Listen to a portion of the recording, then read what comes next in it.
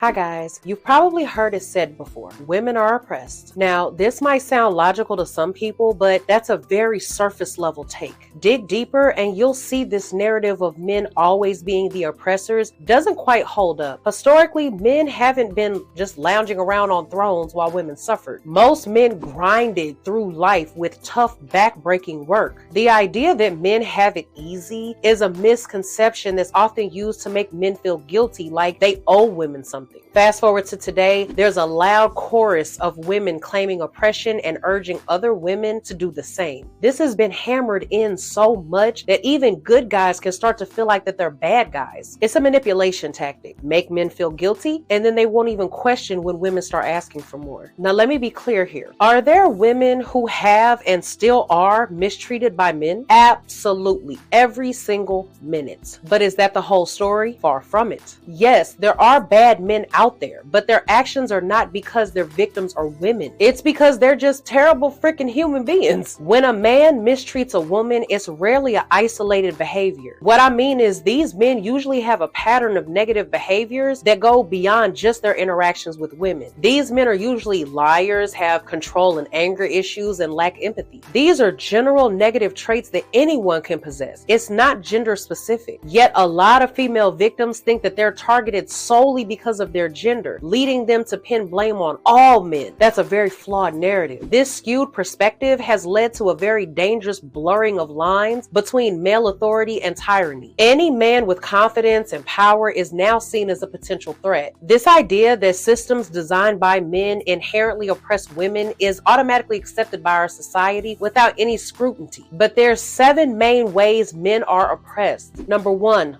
laws. Look at the laws passed to protect women. We're talking about voting rights, workplace equality, laws against domestic violence, you name it. Women have fought for these rights, and rightly so, they've gained them. But where does that leave men? In the legal department, men are lagging. Where are the laws specifically designed to protect men's rights? Number 2, movements. Now consider the success of women's movements. They've been highly successful in furthering their causes. But flip the script. Where are the equivalent movements for men? Almost non-existent. Men's issues, especially those that don't fit the traditional masculine narrative, are often brushed under the rug. That's oppression. Number 3, domestic violence. In cases of physical abuse, there's a default assumption that men are the aggressors. If a man defends himself, he's in big trouble. The system often sides with women, painting them as the default victims. It's a skewed scenario where male victims of abuse are often overlooked and their experiences are often severely diminished. That's oppression. Number 4, custody cases. In legal battles, especially custody cases, the bias is so blatant. Fathers, no matter how fit they are often at a disadvantage against the mother's maternal instinct argument. It's a stereotype that's conveniently used against men. Financially too, men are usually burdened unfairly in divorces, reinforcing the outdated notion that they are the primary breadwinners. Even with the changing workforce dynamics, that's oppression. Number 5, support systems. In terms of support systems, women have a multitude and a plethora of groups backing them. From career advancement to abuse support, there's a network out there for something that a woman has going on.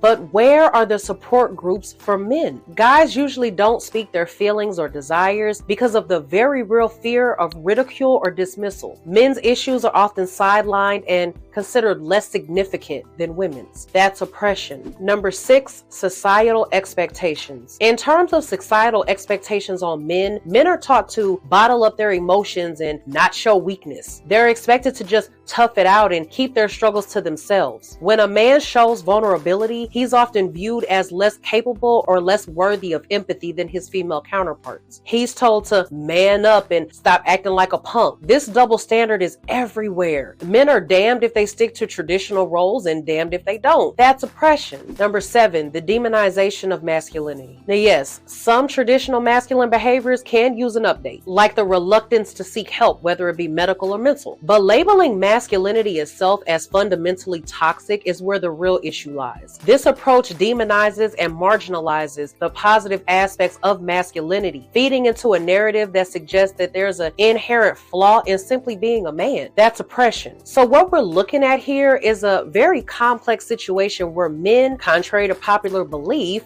face their own kind of oppression with absolutely no solution. It's not about undermining women's issues, but more about acknowledging the gender narrative is more intricate than it seems. Men's struggle and the oppression they face need to be part of the conversation as well. So with that being said, until the next video, I'll see you guys later. Bye.